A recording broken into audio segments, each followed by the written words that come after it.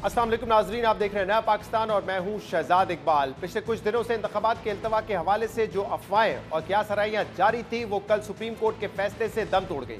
कल supreme court ने election commission की अपील पर हंगामी समाअत की और कल ही फैसला जारी किया कि लाहौर हाई कोर्ट की जानिब से इलेक्शन कमीशन के रिटर्निंग और डिस्ट्रिक्ट रिटर्निंग अफसरान के तकर्रुर का नोटिफिकेशन मुअत्तल करना अपने इख्तियार से तजावुज और सुप्रीम कोर्ट के फैसले की खिलाफ वर्जी है। सुप्रीम कोर्ट ने अपने जो 6 सफ़ात पर मुश्तमिल हुक्मनामे में लाहौर हाई कोर्ट के सिंगल मेंबर बेंच के फैसले को मुअत्तल करते हुए लाहौर हाई कोर्ट को मजीद कार्रवाई से रोक दिया है। इससे पहले लाहौर हाई कोर्ट ने पाकिस्तान तहरीक इंसाफ के रहनुमा उमैर नियाजी की दरख्वास्त पर इलेक्शन कमीशन की जानिब से इंतजामिया से अफसरान को रिटर्निंग और डिस्ट्रिक्ट रिटर्निंग अफसरान मुकर्रर करने के नोटिफिकेशन को मुअत्तल करते हुए मामला लार्जर बेंच को भेजने की सिफारिश की थी, जिसके बाद लाहौर हाई कोर्ट ने उन्हीं जज साहब यानी जस्टिस अली बाकर नजफी की सरबराही में 5 रुकनी लार्जर बेंच तश्कील दिया था, जिसने 18 दिसंबर को केस की समाअत मुकर्रर की थी। कल के फैसले में सुप्रीम कोर्ट ने लाहौर हाई कोर्ट में पिटीशन दायर करने वाले बैरिस्टर उमर नियाजी से मुतालिक सख्त ऑब्जर्वेशन देते हुए उनसे वजाहत तलब की है कि वो अदालत को जवाब दें कि इनके खिलाफ तौहीन अदालत की कार्रवाई का आगाज क्यों ना किया जाए। लेकिन अदालत में जवाब दाखिल करने से पहले बैरिस्टर उमर नियाजी के केस में वकील अबूजर नियाजी ने सोशल मीडिया पर अपने पैगाम में लिखा कि इलेक्शन कमीशन और वफाकी हुकूमत की जानिब से सुप्रीम कोर्ट के सामने रखे जाने वाले 90% हकायक गलत और गुमराह कुन है। उन्होंने लिखा कि इलेक्शन कमीशन ने सुप्रीम कोर्ट में बताया कि हमारी दरख्वास्त लाहौर हाई कोर्ट में 12 दिसंबर को दायर हुई थी, जबकि हमने दरख्वास्त 6 दिसंबर को दायर की थी और इलेक्शन कमीशन की रिटर्निंग अफसरान के हवाले से नोटिफिकेशन से पहले ही इस इकदाम को चैलेंज किया गया था। उन्होंने मजीद लिखा कि यह मौक़िफ़ अपनाया गया कि लाहौर हाई कोर्ट ने इंतखाबात के लिए मातहत जुडिशल अफसरान देने से इनकार किया, लेकिन अबूजर सलमान नियाजी ने दावा किया है कि इलेक्शन कमीशन ने इस सिलसिले में सुप्रीम कोर्ट के सामने गलत और पुराने खत का हवाला दिया, जिसमें अदालत ने पंजाब और KPK में इंतखाबात के लिए जुडिशल अफसरान देने से माजरत की गई। आम इंतखाबात के लिए जुडिशल अफसरान के मुतालबे पर अदालत ने 19 अगस्त को मुस्बत जवाब दिया था। इसके अलावा अबूजर सलमान नियाजी ने यह दावा भी किया है कि उन्होंने इलेक्शन कमीशन की जानिब से इंतजामिया से रिटर्निंग अफसरान के तकर्रुर के खिलाफ अबूरी रिलीफ की इस्तदा नहीं की थी, लेकिन लाहौर हाई कोर्ट के सामने जो दरख्वास्त दायर की गई थी उसमें उन्होंने ये इस्तदा की थी कि इलेक्शन कमीशन की जानिब से इंतजामिया से रिटर्निंग अफसरान लेने के इक़दाम पर रिस्ट्रेनिंग ऑर्डर जारी किया जाए। इसके अलावा आज पाकिस्तान तहरीक इंसाफ के चेयरमैन बैरिस्टर गौहर अली ने भी कहा है कि हमारी दरख्वास्त सिर्फ इतनी थी कि रिटर्निंग अफसरान अदालत से लिए जाएं।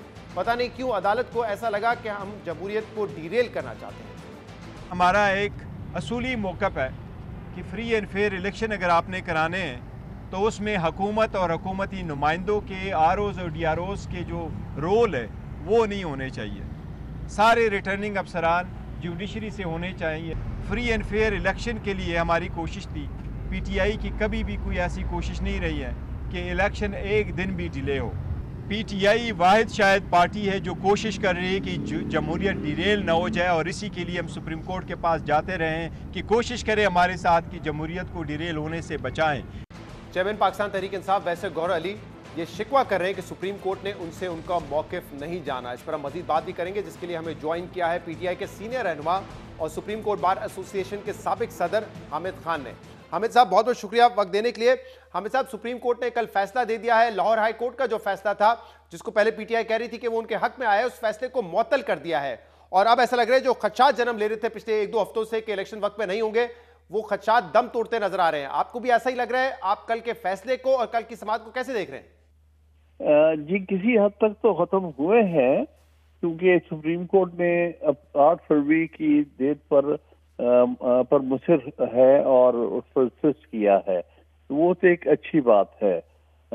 वो जो फैसले को असल में पिटीशन को उन्होंने जिस रंग से दिया है वो शायद दुरुस्त नहीं है। किसी PTI का हरगिज ये मौक़िफ़ या जो PTI के एक रिप्रेजेंटेटिव ने जनाब उमैर नियाजी ने जो पिटीशन की थी, उसके पीछे हरगिज इलेक्शन शेड्यूल को आगे करना नहीं था, ना इलेक्शन डेट को आगे करना था। ये PTI का तो मौक़िफ़ शुरू दिन से ये है कि 90 दिन में इलेक्शन होने चाहिए, बल्कि हमारी पिटीशन जो थी बड़े अरसे से पड़ी हुई थी, तकरीबन जब ये असेंबली डिसॉल्व हुई थी, कि 90 दिन में इलेक्शन कराए। वो तो पहले चीफ जस्टिस साहब थे, उन्होंने 1.5 महीना वो पिटीशन नहीं लगाई। फिर उसके बाद मौजूदा चीफ जस्टिस साहब ने इनको 1.5 माह वो पिटीशन नहीं लगाई। अगर वो पहले लगाते तो आइन की पाबंदी करते हुए 90 दिन के अंदर इलेक्शन की डेट देनी चाहिए थी। वो एक एस्पेक्ट है, लेकिन बहरहाल अब इलेक्शन तो हो रहा है और होना चाहिए 8 फरवरी को, इस पर दो आरा नहीं है। अच्छा किया। अब सिर्फ जो प्रोटेक्शन चाहिए वो ये कि जो आरूज आप इंसामिया से ले रहे हैं, क्या वो फेयरली डील करेंगे हम पीटीआई के उम्मीदवारों से? यही हमें खदशात हैं, थे भी और अब भी हैं। सही, आप कह रहे हैं कि पीटीआई के जो दरख्वास्त गुजार थे उनकी इंटेंट ये नहीं थी कि इलेक्शन डिले होने चाहिए, लेकिन कल जो ऑब्जर्वेशंस आई हैं उमैर नियाजी के हवाले से वो तो बहुत सख्त थी, और फैसले में भी ये कहा गया है कि उनको कंटेम्प्ट के नोटिस जारी किए जाएंगे, और समाअत के दौरान ये कहा गया कि उन्होंने जमहूरियत को डिरेल करने की कोशिश की है। क्या वो सवाल पूछे गए, क्या वो तौहीन अदालत के मुर्तकिब होते हैं? तो तासुर तो कल की हेयरिंग से यही गया है कि पाकिस्तान तहरीक इंसाफ के जरिए इलेक्शन को डिले करना चाहती थी, और ये भी कहा गया कि जमहूरियत को डिरेल करना चाह रही थी। देखिए, ये बिल्कुल तासुर गलत लिया गया है। उन्हें ये तासुर नहीं देना चाहिए था जब तक के सुन ना लेते उस पिटिशनर को। लिहाजा इस तरह की असम्पशन नहीं देनी चाहिए। बहरहाल उन्होंने कंटेम्प्ट नोटिस नहीं दिया, ये सुप्रीम कोर्ट ने मेहरबानी की है, ठीक किया है। उन्हें कंटेम्प्ट नोटिस आप नहीं दे सकते राइट अवे जब तक के पहले सुन ना ले एक्सप्लेनेशन। बहरहाल सुप्रीम कोर्ट ने जो ऑर्डर किया उसमें कहा है कि हम वो एक्सप्लेनेशन दें, वो एक्सप्लेनेशन हम देंगे, और बड़ी बड़ी जामे किस्म की देंगे एक्सप्लेनेशन।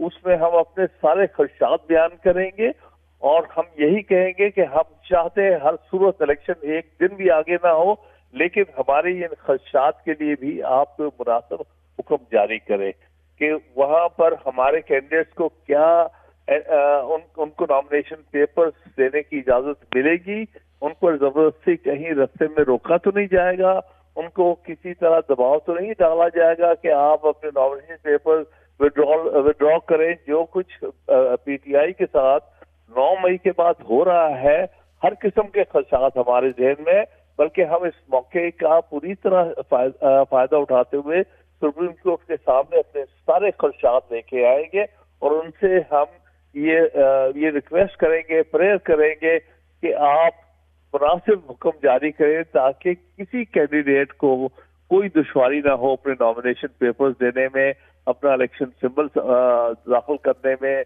या अपना जो है उसके बाद जो पार्टी का इलेक्शन सिंबल है उसको दाखिल करने में। तो ये एक अच्छी बात हुई है कि ये मामला सुप्रीम कोर्ट ने ले लिया है, और अब इसमें सारी पार्टियों को एक मौका मिल रहा है, खासतौर पर पीटीआई, कि अपने जो तहफ़्फ़ुज़ात और ख्वाहिशात का इजहार करें। तो हामिद खान साहब, क्योंकि इलेक्शन शेड्यूल भी कल इलेक्शन कमीशन ने जारी कर दिया है और नॉमिनेशन पेपर्स फाइल करने की तारीख भी सामने आ गई है, तो ये जो आप कह रहे हैं सुप्रीम कोर्ट में दरख्वास्त लेकर आएंगे, ये फौरी तौर पे लेकर आएंगे, या अगर आप लोगों को लगा कि जो पेपर्स हैं वो रिजेक्ट हो रहे हैं फिर जाएगी सुप्रीम कोर्ट में दरख्वास्त? जी नहीं, हमने अपने खदशात का इजहार अपने एक्सप्लेनेशन में देना है। जो उन्होंने सुप्रीम कोर्ट ने हमें कहा एक्सप्लेनेशन दो, तो हम बताएंगे कि भाई हम हरगिज इलेक्शन को एक दिन आगे नहीं करना, ना ही हम किसी तौर पे जमहूरियत डिरेल करने के हक में है।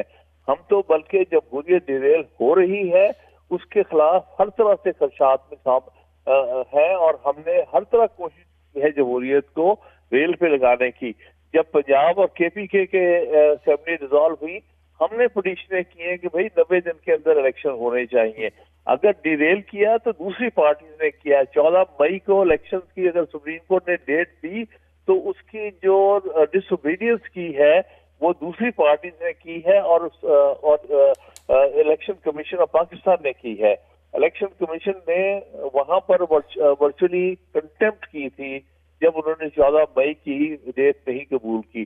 तो हमारे खदशात ये हैं कि उस इलेक्शन कमीशन के उस कॉन्डक्ट की वजह से कि कहीं ये एग्जीक्यूटिव ऑफिसर के जरिए हमें हमारे कैंडिडेट्स को नुकसान ना पहुंचाए, उनके साथ एक बराबरी का सलूक किया जाए। हामिद खान साहब, आप कह रहे हैं कि पाकिस्तान तहरीक इंसाफ या उमैर नियाजी की ये नीयत नहीं थी कि इलेक्शन को डिले करवाया जाए, लेकिन कहीं ना कहीं ऐसा लगता है हामिद साहब कि पाकिस्तान तहरीक इंसाफ की जो लीगल टीम है उसमें कंफ्यूजन है, क्योंकि अली जफर साहब भी कह रहे थे कि ये प्रेयर नहीं होनी चाहिए थी, ये दरख्वास्त नहीं करनी चाहिए थी कि ईसीपी का जो नोटिफिकेशन है उसको सस्पेंड कर दिया जाए। लेकिन जो उमैर नियाजी साहब की प्रेयर थी उसमें तो ये दरख्वास्त की गई थी कि जब तक फैसला नहीं हो जाता तब तक एक इंटरिम ऑर्डर में सस्पेंड कर दिया जाए जो इलेक्शन कमीशन ऑफ पाकिस्तान का नोटिफिकेशन है, जिसकी वजह से ये दरवाजा खुल गया था कि शायद इलेक्शन मजीद डिले हो सकते हैं। नहीं, मेरा ख्याल है कानूनी तौर पे गलती नहीं, इसका मकसद ये था कि शेड्यूल आने से पहले एक अपॉर्चुनिटी है कि आप ये जुडिशियल ऑफिसर्स को आरओ मुकर्रर करें। अभी 4-5 दिन का तो वक्फा था, उसको इस्तेमाल करते हुए अगर इलेक्शन कमीशन चाहता तो इसमें प्रेयर को फौरी तौर पर एड्रेस कर सकता था और आरओ को हाई कोर्ट से ले सकता था। तो मकसद ये था, मकसद किसी तौर पर भी इलेक्शन को डिरेल करना नहीं था। ये इलेक्शन बहरहाल अगर कोई लीगल स्ट्रेटजी में 2 व्यू पॉइंट आते हैं तो वो एक जेन्युइन सी बात होती है, लेकिन जो असल बात है, जो हमारे खदशात है, वो जिसकी वजह से ये पिटीशन भी फाइल की गई और जो कि हम एक्सप्लेनेशन में भी सुप्रीम कोर्ट के सामने लेके आएंगे, वो यही है कि हम चाहते हैं कि हमें पीटीआई को फेयरली ट्रीट किया जाए, बराबरी पे ट्रीट किया जाए, हमारे कैंडिडेट्स को बराबर का मौका दिया जाए और इलेक्शन जो है फ्री, फेयर और ट्रांसपेरेंट कराया। लेकिन अब ये तो मामला तय है ना कि जो इलेक्शंस होंगे वो डीसीसी डीआरओज होंगे और जुडिशरी से नहीं लिए जाएंगे ऑफिसर्स, एग्जीक्यूटिव से ही लिए जाएंगे। और अगर किसी स्पेसिफिक शख्स के हवाले से आपकी कंप्लेन है तो उसका दरवाजा भी सुप्रीम कोर्ट ने बता दिया है कि वो इलेक्शन कमीशन ऑफ पाकिस्तान में उसकी कंप्लेन जो है वो दायर की जाएगी। नहीं, वो भी करेगी, लेकिन जनरली चूंकि ये मामला अब सुप्रीम कोर्ट के पास आ चुका है, हम अपने खदशात और अपने तहफ़्फ़ुज़ात जो होंगे एग्जीक्यूटिव ऑफिसर के बारे में वो हम सुप्रीम कोर्ट के नॉलेज में लेके आएंगे और ताकि सुप्रीम कोर्ट के पास ये मौजूद हो, ताकि इलेक्शन कमीशन अभी तक जो जिस तरह से इलेक्शन कमीशन ने अपना रवैया रखा है पिछले कुछ माह से बिलखसूस हमारे पीटीआई के कैंडिडेट्स के बारे में, पीटीआई के की तरफ, उसको अगर हम सामने रखते हैं तो हमारे बहुत से खदशात हैं। तो हम सुप्रीम कोर्ट को इस बारे में आगाह करेंगे और फिर एक्सपेक्ट करेंगे कि इलेक्शन कमीशन हमारे इन खदशात का भी एहसास करके हमारे साथ इंसाफ करेगी, हमारे कैंडिडेट्स के साथ इंसाफ करेगी और जो एग्जीक्यूटिव ऑफिसर, रिटर्निंग ऑफिसर्स होंगे उनसे भी ये तवक्को करेंगे कि वो कोई ऐसी बात ना करे जिससे कि कैंडिडेट्स जो है पीटीआई के, उनके साथ कोई ज्यादती या नाइंसाफी हो। सही। इसके अलावा एक और मामला भी है जिसकी समाअत कल सुप्रीम कोर्ट में हुई और आप वकील हैं जस्टिस रिटायर्ड शौकत अजीज सिद्दीकी साहब के, उनकी बरतरफी का मामला है जो उन्होंने चैलेंज किया सुप्रीम कोर्ट में। अब मामला ये है कि एक तरफ शौकत अजीज सिद्दीकी साहब का जो स्टेटमेंट था वो कल पढ़ के भी अदालत में सुनाया गया, जिसमें उन्होंने कहा कि उस वक्त के जो डीजीसी थे जनरल रिटायर्ड फैज हमीद वो आए, उन्होंने कहा कि नवाज शरीफ उनकी बेटी को डिस्क्वालीफाई रखा जाए। अब आज ये अंसार अब्बासी साहब की एक स्टोरी थी जिसमें जराए से ये बताया गया है, जो फैज हमीद साहब के जराए हैं वो बताते हैं कि मुलाकात जरूर हुई थी लेकिन उसका पस मंजर कुछ और था। उसमें बेसिकली वो बात की जा रही थी कि जो आईएसआई हेडक्वार्टर के सामने सड़क है वो खोल देंगे तो उससे सिक्योरिटी के खतरात पैदा होंगे। मैं सिर्फ ये जानना चाह रहा हूं केस कोर्ट में कि अगर एक तरफ शौकत अजीज सिद्दीकी साहब का वर्जन है, दूसरी तरफ फैज हमीद साहब यही जवाब आके अदालत में देते हैं, तो it will be his word against Faiz Hameed's word, तो फिर ये मामला कहां जाएगा? देखिए, मैं उस केस पर डिस्कशन नहीं करूंगा जो पेंडिंग केस है और जिसमें मैं वकील हूँ, ये हमारे असूल होते हैं। अब जब क्या होगा क्या नहीं होगा वो आपके सामने आ जाएगा वक्त के साथ साथ। और बल्ले के निशान के हवाले से, सिंबल के हवाले से तहरीक इंसाफ अब भी लग रहा है कि कॉन्फिडेंट नहीं है कि इलेक्शन कमीशन उनके इंट्रा पार्टी इलेक्शंस को मंजूर करके सिंबल देगा, क्योंकि उन्होंने पेशावर हाई कोर्ट से कल स्टे भी मांगा है कि फिलहाल इलेक्शन कमीशन ऑफ पाकिस्तान को रोका जाए कि वो किसी किस्म का ऑर्डर ना जारी करे। खदशा है कि सिंबल नहीं मिलेगा तहरीक इंसाफ को? देखिए, इसके खदशात बड़े सीरियस है क्योंकि जिस तरह से इलेक्शन कमीशन रवैया जा रहा है वो बड़ा बायस रवैया है पीटीआई की तरफ। देखिए ना, इंट्रा पार्टी इलेक्शंस हमारे इलेक्शंस है, उन पर उनके तहफ़्फ़ुज़ात है और उससे कमतर इलेक्शन करवाए हैं पीएमएलएन ने, वो भी सब अनअपोज्ड उनके जो है ऑफिस बेयरर्स हुए हैं। इसी तरह जेयूआई, पीपल्स पार्टी, उनके तो सारे इंट्रा पार्टी इलेक्शंस कबूल होकर उन्हें सिंबल मिल रहा है। हमारे इंट्रा पार्टी इलेक्शंस पर तहफ़्फ़ुज़ात और उसमें ऑब्जेक्शन लिए जा रहे हैं, बल्कि करवाए जा रहे हैं और उन पर हमें एक गैर यकीनी सूरत हाल में मुब्तला किया गया है। लिहाजा इलेक्शन कमीशन का अभी तक जो रवैया है, इंटर पार्टी इलेक्शन के बहाने से हमें किसी न किसी तरह से अपने इलेक्शन सिंबल से महरूम करने का वो बड़ा अफसोसनाक है। और अगर ऐसा होता है तो फिर क्या होगा? क्या आपके जो रहनुमा इलेक्शन लड़ना चाहते हैं वो आज़ाद हैसियत में लड़ेंगे, हर किसी को मुख्तलिफ सिंबल मिलेगा, या फिर आपको कोई नई पार्टी बना के सिंबल के लिए दरख्वास्त करनी पड़ेगी? उसका तो वक्त ही नहीं रह गया, शेड्यूल जारी हो गया, फिर कैसे क्या करेंगे तहरीक इंसाफ? देखिए, उसमें हम पूरी अपनी जो भी कानूनी और आइन के अंदर रहते हुए अपनी बैटल लड़ेंगे, क्योंकि ये नहीं हो सकता कि आप एक पार्टी को उसके सिंबल से महरूम करके दूसरी पार्टियों को एक नाजायज फायदा देने की कोशिश करें, जो कि हमें नजर आ रहा है। इसीलिए तो मैं कह रहा हूँ हमारे तहफ़्फ़ुज़ात हैं, क्योंकि ऐसे हवा में नहीं तहफ़्फ़ुज़ात। ये सारी बात हम सुप्रीम कोर्ट के नॉलेज में लाएंगे कि इस तरह हमारे साथ नाइंसाफियां हो रही हैं। दूसरों के इंटर पार्टी इलेक्शंस कबूल है, हमारे इंटर पार्टी इलेक्शंस पर हर तरह के एतराजात है। हमें सिंबल से महरूम करने की कोशिश की जा रही, जिस सिंबल पे हमने 2 जनरल इलेक्शन लड़े हैं, और दूसरी पार्टियों को सिंबल के मामले में कोई मुश्किल पेश नहीं आ रही। लिहाजा इस डिस्क्रिमिनेशन को, हम इलेक्शन चाहते हैं 8 फरवरी को हो, लेकिन हमारी पार्टी के खिलाफ किसी किस्म की डिस्क्रिमिनेशन नहीं होनी चाहिए, और हमें भी लेवल प्लेइंग फील्ड दे, कम से कम प्लेइंग फील्ड तो दे ना। अभी तो हमें प्लेइंग फील्ड भी नहीं दे रहे हैं इलेक्शन कमीशन वाले। बहुत बहुत शुक्रिया, बहुत बहुत शुक्रिया। पीटीआई के साबित खान साहब हमारे साथ मौजूद थे। गुफ्तगू आपने इनकी सुनी। प्रोग्राम में एक ब्रेक शामिल करेंगे, इसके बाद मजीद बात करेंगे इसके बाद।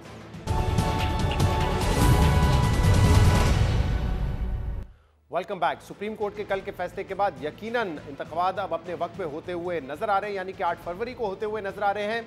इससे कौन सी पार्टी मुतमईन होगी, कौन सी मायूस होगी, इस पर भी हम बात करेंगे। और इसके लिए हमें ज्वाइन किया है सीनियर सहाफ़ी और तज्ज़ियाकार मुजीबुर रहमान शामी साहब ने। शामी साहब, बहुत बहुत शुक्रिया वक्त देने के लिए। शामी साहब, आपने देखा 2 दिन से जो दरख्वास्त थी पीटीआई की, जिस पे लाहौर हाई कोर्ट ने सस्पेंड कर दिया था इलेक्शन कमीशन ऑफ पाकिस्तान का नोटिफिकेशन, तो दीगर जमातें पीटीआई पे इल्ज़ाम लगा रही थी कि पब्लिकली वो कुछ और कहते हैं लेकिन अमली तौर पे वो इंतखाबात को डिले करने की कोशिश कर रहे हैं। दूसरी तरफ तहरीक इंसाफ है जो ये इल्ज़ाम लगा रही थी कि आसिफ जरदारी का इंटरव्यू हो, फजल रहमान का इंटरव्यू हो, या दीगर रहनुमा बार बार आके इलेक्शन में इल्तवा की बात कर रहे हैं। तो क्या लगता है आपको, कल के इस फैसले के बाद तमाम पार्टीज मुतमईन होगी या कोई ना कोई पार्टी मायूस होगी इस वक्त? मेरा तो ख्याल है कि सारी पार्टी से को इत्मीनान का इजहार करना पड़ेगा। कुछ तो बढ़ चढ़कर अपनी राय का इजहार कर रही हैं और कुछ खामोश हैं, लेकिन मैं नहीं समझता कि इसमें पीटीआई को परेशान होगी या पीटीआई को कोई नुकसान पहुंचेगा। उनके यहाँ एक बदनज़मी है और बहुत से वकला इकट्ठे हो गए उनकी पार्टी में। इस वजह से तरह तरह की दरखास्तें अदालतों में दी जाती हैं, जिनसे कन्फ्यूजन पैदा होता है और बाद औक़ात खुद पीटीआई को नुकसान पहुंच जाता है। ये जो दरखास्त दायर की गई, इसके नतीजे में भी पीटीआई को साख जो है मुतासर हुई है। खुद अली जफर साहब ने इस बात का इकरार किया है कि ये दरखास्त इस तरह से नहीं देनी चाहिए थी और इससे पीटीआई का कोई फ़ायदा नहीं हुआ, और बल्कि वो तो इस बात के हक में थे कि वो दरखास्त वापस ले ली जाए। तो ये इससे मालूम होता है कि जो कुछ किया जा रहा है पीटीआई में वो नज़्म ज़ब्त के ताबे नहीं है, और उनकी पार्टी इस वक्त जो है अपने डिसिप्लिन से महरूम हो चुकी है। और इस बहरहाल इस तरह के इक़दाम जो होंगे बगैर सोचे समझे, फिर उससे नुकसान भी कुछ ना कुछ होगा। तो शामी साहब, और इसके अलावा जो बयानात आ रहे थे दीगर रहनुमाओं के, जिसमें फजल रहमान साहब, आसिफ अली जरदारी साहब, अमीर मुकाम, ये जो कह रहे थे कि अगर हफ्ता महीना 1.5 महीना इलेक्शन डिले हो जाए तो इससे कोई फ़र्क नहीं पड़ेगा, कोई हर्ज नहीं होना चाहिए इन बातों में, इनका क्या मकसद था? क्या ये पार्टीज में मुकम्मल तौर पर तैयार नहीं है इलेक्शन में जाने के लिए? देखिए, मैं हुआ काफिर तो हुआ काफिर मुसलमान हो गया। अब ये पार्टीज जो हैं जिस तरह के ख्यालात का इजहार कर रही थी, अब उन्होंने मौका मुनासिब समझा कि पीटीआई क्योंकि डिफेंसिव पे चली गई है, इसलिए आगे बढ़कर वो भी शेर बन जाएं और उसको पीटीआई को मजीद यानी एक कॉर्नर में खड़ा करें। तो मेरे ख्याल ये पॉलिटिक्स है, इसके अलावा इसको आप कुछ भी नहीं कह सकते। और शामी साहब, अब ये तो तय है कि जो इलेक्शंस हैं उनमें डीआरओज आरओज जो हैं वो इंतजामिया से होंगे, जुडिशरी से नहीं होंगे। और ये भी कल कह दिया सुप्रीम कोर्ट ने कि अगर आपको स्पेसिफिक किसी इंडिविजुअल पे इशू है तो उसके हवाले से आप complain election commission of Pakistan में दायर कर सकते हैं। तो ज़रा बताइएगा कि जो पीटीआई का एक इशू था, जो उनके ग्रीवेंसेस थे कि यही डीसीज जो अब डीआरओ होंगे वो हमारे लोगों के खिलाफ एमपीओज के फैसले दे रहे हैं, तो वो कैसे गैर जानबदारी से काम कर सकते हैं? इस बात में क्या वजन है? और इसका हल क्या होगा अगर ये ऐतराज किया जा रहा है?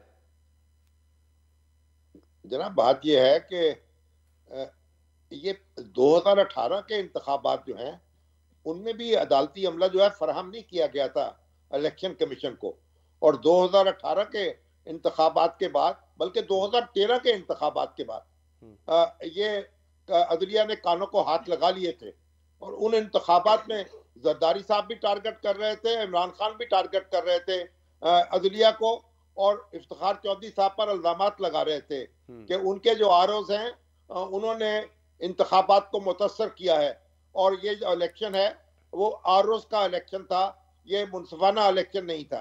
तो मैं ख्याल अदलिया जो है वो तो उस पर तैयार नहीं होगी अब कि अपने अरकान जो है इलेक्शन कमीशन को फराहम करे और नतीजे में गालियां खाए।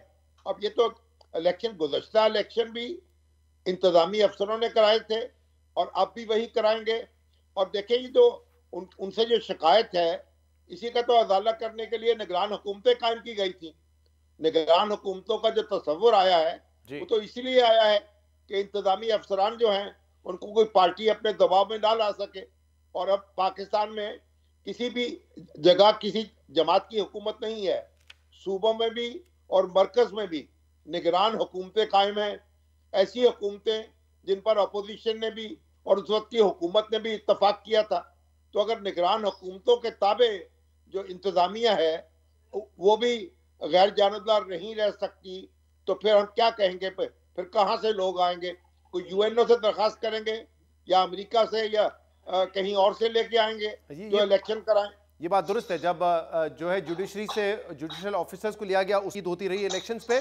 अब आपको क्या नजर आ रहा है? Schedule election commission of Pakistan ने जारी कर दिया है, क्या मजीद इसमें कोई रुकावटें आ सकती हैं या कुछ दिलचस्प मराहल भी देखने में आ सकते हैं? मिसाल के तौर पे इमरान खान साहब के नॉमिनेशन पेपर जमा होते हैं और फिर क्या रिजेक्ट होते हैं? नवाज शरीफ साहब के नॉमिनेशन पेपर्स के सामने क्या उनकी नाअहली का जो फैसला था वो रुकावट बनता है? हाँ, ऐसा हो सकता है, क्योंकि नवाज शरीफ साहब की जो नाअहली है उसका मामला भी अभी सुप्रीम कोर्ट में अटका हुआ है जी। और ये जो मुख्तारी दरखास्तें यकजा कर दी थी चीफ जस्टिस साहब ने, और जनवरी में उनकी समाअत होगी जिसमें यह तय किया जाएगा कि जो सुप्रीम कोर्ट का नाअहली का हुक्म है ताहयात वो फील्ड में रहेगा या इलेक्शन एक्ट में जो तरमीम की गई है वो उसको सुपरसीड कर जाएगी। तो ये फैसला तो होगा, और इमरान खान साहब जो हैं उनको भी जो उनके कागजात मुस्तरद होंगे तो उनका मामला भी अदालतों में जा सकता है। तो ये जो दिलचस्प मंजर जो हैं वो हमें देखने को मिलते रहेंगे, लेकिन बुनियादी बात यह है कि इंतखाबी अमल आगे बढ़ेगा और उसमें जो रुकावट डालने वाले हैं वो हौसले उनके पस्त हो जाएंगे। हाँ, अगर कोई नागहानी हो जाए या कोई ऐसी आसमान टूट पड़े या कोई जमीन फट जाए तो फिर बात दूसरी है। सही। और अभी आपने निगरान हुकूमत के हवाले से भी बात की, तो कल ये खबर सामने आई कि जो वजीर दाखिला हैं सरफराज बुगटी साहब, उन्होंने इस्तीफा दे दिया है और जरा ये बता रहे हैं कि वो नून लीग ज्वाइन करेंगे ताकि नून लीग से इंतखाबात लड़ सकें। अब उससे पहले हमने देखा था लीडर ऑफ द ऑपोजिशन तो थे पिछले सेटअप में राजा रियाज साहब, वो भी नून लीग में शामिल हो गए। तो ये जो निगरान हुकूमतों पे इल्जाम लग रहा है, पीपल्स पार्टी इल्जाम लगा रही है, तहरीक इंसाफ लगा रही है कि ये जानिबदार है और इनका टिल्ट नून लीग की तरफ है, क्या सरफराज बुगटी साहब इस मौके पे अगर नून लीग ज्वाइन करते हैं, इलेक्शन लड़ते हैं, तो क्या जो इल्जामात लग रहे थे पीपल्स पार्टी और पीटीआई की जानिब से वो दुरुस्त नहीं साबित हो जाएंगे? देखिए, सरफराज बुगटी साहब एक सियासतदान है और अभी तक तो वो मुस्लिम लीग नून में शामिल नहीं थे। अगर मुस्ताफी होकर वो किसी जमात में शामिल होते हैं तो कानूनी तौर पर तो इस पे एतराज नहीं किया जा सकता। अखलाकी हवाले से आप सवाल उठा सकते हैं, लेकिन कानूनी तौर पर तो वो कह सकते हैं कि मैं शेड्यूल के ऐलान से पेशतर मुस्ताफी हो गया हूं और मुझे हक हासिल है कि मैं किसी जमात में शामिल हो जाऊं और उसके टिकट पे इंतखाब लड़ूं। और इखलाकी लिहाज से कैसे देखते हैं इस फैसले को आप? अखलाकी मामला तो जो आपके सामने है, ये बेचारे बुगटी साहब पर जरूर हमने नाफिज करने हैं अखलाकी मामला, और कोई नहीं मिल रहा हमें। चले, सवाल तो फिलहाल उन्हीं के हवाले से उठ रहा है। चले, बहुत बहुत शुक्रिया शामी साहब, बहुत हमारे साथ मौजूद थे। प्रोग्राम में एक ब्रेक शामिल करते इसका दूसरी बात करेंगे।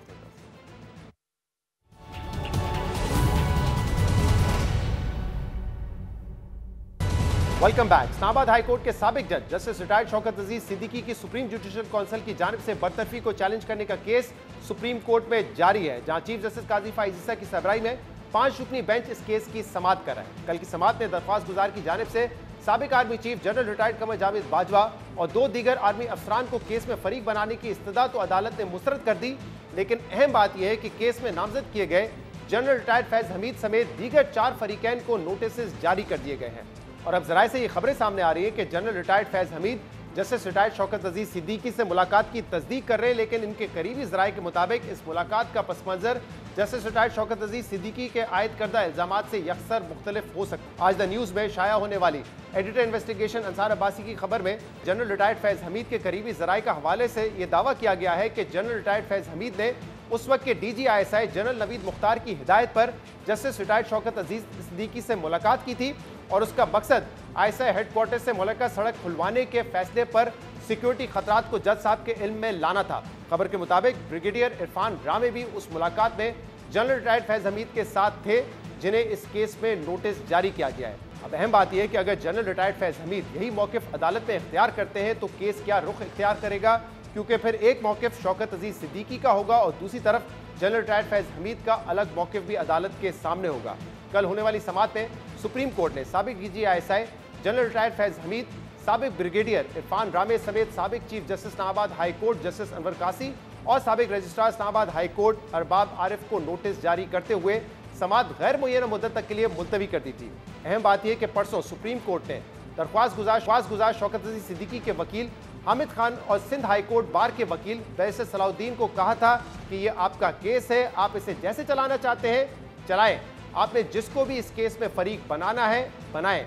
जिसके बाद शौकत अजीज सिद्दीकी और सिंध हाई कोर्ट बार ने अपनी अपनी दरख्वास्त में साबिक army chief general retired Qamar Javed Bajwa को फरीक बनाया था, लेकिन अदालत ने उनका नाम फरीकैन की फहरिस्त से हटा दिया। कल की समाअत का दिलचस्प पहलू ये रहा कि चीफ जस्टिस काजी फाइज ईसा समेत बेंच बार बार ये सवाल करता रहा कि दरख्वास्त गुजार की तकरीर में इल्ज़ाम लगाया गया है कि एक शख्स यानी नवाज शरीफ को इंतखाबी अमल से बाहर रखने के लिए जुडिशल प्रोसेस में मदाखलत की गई, तो एक शख्स अगर इससे मुतासर हुआ तो इसका फ़ायदा किसको हुआ, इसका मकसद क्या था और सहूलतकारी किसके लिए की गई। इस पर दरख्वास्त गुजार के वकील हामिद खान और Sindh bar council barrister Salahuddin यही जवाब देते रहे कि हमारा केस ये है कि जुडिशल प्रोसेस में मदाखलत करके एक शख्स को बाहर रखा गया, लेकिन इससे फ़ायदा किसको पहुंचाया गया इस पर हतमी राय नहीं दे सकते।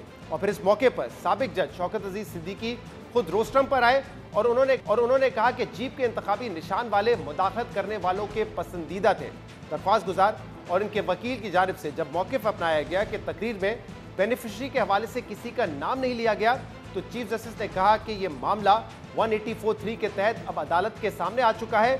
अब आपकी मर्जी नहीं कि किसी का नाम लिया और किसी का नहीं। इस मौके पर चीफ जस्टिस ने जस्टिस रिटायर्ड शौकत अजीज सिद्दीकी की तकरीर का हिस्सा भी पढ़ के सुनाया। आप ये इल्जाम लगा रहे हैं कि इनके ये करने से एक शख्स को नुकसान पहुंचाया और एक शख्स को फायदा दिया गया। एक तरफ तो आप सहूलतकारों को जब पार्टी बना रहे हैं तो बेनिफिशियरी पार्टी नहीं बनेगा। सर बेनिफिशियरी का कहीं नाम नहीं लिया हुआ मैंने। आपके नाम की बात पे मर्जी तो नहीं है ना, ये आप जब आ जाते हैं ना 184(3) में, फिर हमारे इख्तियार शुरू हो जाते हैं। आपकी तकरीर वापस पढ़ लेते हैं। आप कह रहे हैं कि मुझ पे, यानी कि मुझसे मुराद है जज के बतौर पे और अदालतों पे दबाव दिया जा रहा था कि वो किसी को डिस्क्वालीफाई रखे, तो किसको फायदा पहुंचाया? So basically they wanted to have results of their own choice. This is what was their choice? फायदा ये नुकसान का जहाँ तक ताल्लुक है, जाहिर है कि उनके सामने तो ये पॉलिटिकल इंजीनियरिंग का एक कोर्स ऑफ पॉलिटिकल इंजीनियरिंग है। जब ये सारे लोग जब ये कार्रवाई कर रहे थे तो फिर बेनिफिशियरी कौन बनता है? आप उन्होंने अपने कैंडिडेट्स को जीप का निशान दिया था सर, जीप वाले उनके पसंदीदा थे। चीफ जस्टिस काजी फाइज ईसा ने जस्टिस रिटायर्ड शौकत अजीज सिद्दीकी की तकरीर का हिस्सा पढ़ा, जिसमें यह जिक्र था कि अदालत पर दबाव डाला गया कि एक शख्स को इलेक्शन से बाहर रखा जाए, लेकिन इस तकरीर में यह जिक्र नहीं था कि इस अमल से किसको फ़ायदा पहुंचाया गया। लेकिन चीफ जस्टिस काजी फाइज ईसा ने इस मौके पर कहा कि अगर किसी को नुकसान हुआ है तो किसी ना किसी को इसका फ़ायदा पहुँचाया गया है। अहम बात यह कि इसके अलावा चीफ जस्टिस ने सिंध हाई कोर्ट बार के वकील बैरिस्टर सलाउद्दीन से भी सवाल किया कि किसी को डिस्क्वालीफाई रखा गया तो इसका फायदा किसको हुआ, जिस पर बैरिस्टर सलाहुद्दीन ने कहा कि किसी मफरूजे पर बात नहीं की जा सकती है। हो सकता है कि नवाज शरीफ के मुखालफिन को इसका फायदा पहुंचाया हो, लेकिन यह भी मुमकिन है कि कुछ फौजी अफसरान की जाती पसंद नापसंद भी हो, लेकिन हतमी तौर पर इस हवाले से कुछ नहीं कहा जा सकता। Maneuvering was being done within the judiciary by certain military officers in order to remove one person from the elections. Why are you shy on taking names? It's Nawaz Sharif from elections. And if that is done, who benefits? Mr. Salahuddin Ahmed benefits or the Karachi Bar Association benefits? My lord, obviously Nawaz Sharif's opponents benefit, but if I can just... No, don't tell us. देखिए ना, then you are being used as a political tool. We will not allow. If you are interested in the constitution of Pakistan or the law of Pakistan, then you cannot say, it's not just a matter of the perquisites of a judge. I can have my opinions and points of view about that, but I cannot conclusively say कि ये इमरान खान को favour करने के लिए कर रहे थे या XYZ को फेवर करने के लिए। ये तो यकीनन नहीं कर रहे थे ना, मगर अल्लाह ताला ने अकल दी है ना इसी चीज के लिए कि ये लोग अपनी जात के लिए कर रहे थे, हाँ या ना। With respect, as a bar association, अगर मैं ये कहूँ कि शौकत सिद्दीकी साहब ने तो ये लिखा है, मगर मेरे अंदाजे में ये पीछे इसके XYZ और था, आप उनको भी बुलाएं, तो मैं समझता हूँ बतौर bar association that would be inappropriate. अभी मेरे सामने जो चीज है, मैं उस हद तक जनाब के सामने इस्तदा कर रहा हूं कि कम से कम उस चीज में तफ्तीश हो। उसके बाद अगर सामने आता है, वो अशखास आते हैं और वो कुछ कहते हैं या कोई और एविडेंस आता है, तो देन ऑब्वियसली जहां तक वो करी जाए, जनाब को बिल्कुल उसके मुताबिक उन तमाम बेनिफिशरीज को भी शामिल करना चाहिए। इसके अलावा कल की समाअत के आगाज में दरख्वास्त गुजार के वकील हामिद खान और सिंध हाईकोर्ट बार के वकील बैरिस्टर सलाहुद्दीन ने बताया कि हमारे मौकिल ने जनरल रिटायर्ड कमर जावेद बाजवा को फरीक बनाया है, लेकिन समाअत के दौरान बेंच ने कहा कि जनरल रिटायर्ड कमर जावेद बाजवा का नाम हेरसे की बुनियाद पर डाला गया है, इसलिए उन्हें नोटिस नहीं कर रहे। अगर आगे चल के जनरल रिटायर्ड फैज हमीद ने जनरल रिटायर्ड कमर बाजवा का नाम लिया तो उन्हें भी नोटिस कर देंगे। आप सबने सिर्फ एक शख्स का पूछा, 1 बाय 1 चलते ना। हम आपने पहला नाम दिया है जनरल रिटायर्ड कमर जावेद बाजवा, तो इस तमाम चीज अभी तक जो आपने पढ़ी है उसमें आपने सिर्फ ये कहा है कि जनरल फैज ने मुझे कहा कि जनरल बाजवा नाराज है, ठीक है, तो इसको तो हम कहते हेरसे के जुमरे में ले जाते हैं, ठीक है। अब हो सकता है जनरल फैज आके कह दें कि जी हाँ जनरल बाजवा ने मुझे हुक्म दिया था, हाँ हो सकता है, ठीक है। तो अभी तक तो कोई कड़ी जोड़ नहीं रही है ना जनरल बाजवा के साथ। नहीं, लेकिन जनरल बाजवा भी तो आगे कह सकते हैं कि हाँ मैंने कहा ये मैंने नहीं। देखिए बिला वजह जब लोगों को नोटिस नहीं देते हैं, कम से कम अब डायरेक्ट आप हमारा मजाक तो ना उड़वाइएगा कि कल आप कहेंगे जी हेर से रूल को सुप्रीम कोर्ट ने नजरअंदाज कर दिया। भाई अगर जनरल फैज ये कहें फिर उनकी बात आएगी ना। अल्टीमेटली इन 7 में से जनाब समझते हैं कि 4 को मुनासिब रहेगा, 4 को, ठीक है। फॉर द टाइम बीइंग अदालत ने जनरल रिटायर्ड कमर जावेद बाजवा को फिलहाल नोटिस जारी नहीं किया है, लेकिन जनरल रिटायर्ड फैज हमीद और ब्रिगेडियर इरफान रामे को नोटिस जारी कर दिए। अब देखना होगा दोनों फरीकैन का क्या जवाब दाखिल होता है और केस आगे क्या सिमत इख्तियार करता है। आज के प्रोग्राम में इतना ही, तो उसे इजाजत दीजिए। अल्लाह।